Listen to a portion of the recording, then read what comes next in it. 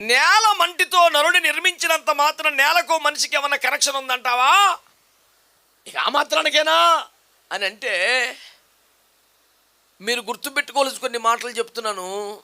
ఆదాము అపవాది చేత మోసపోయి తినవద్దన్న పండు, అప్పుడు ఏమన్నాడు? 3:17 ఆది కాండంలో, నీ నిమిత్తము నేలను శపిస్తున్నాను అన్నాడు.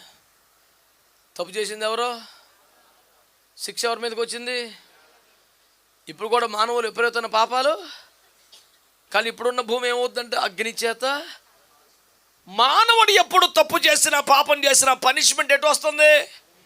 ఏమిటో ఆ కనెక్షన్ నువ్వే అర్థం చేసుకో.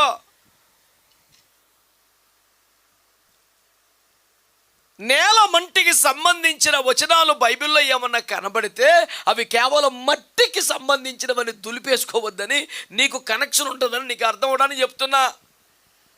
అమాయకంగా నా వైపు చూస్తున్నావు.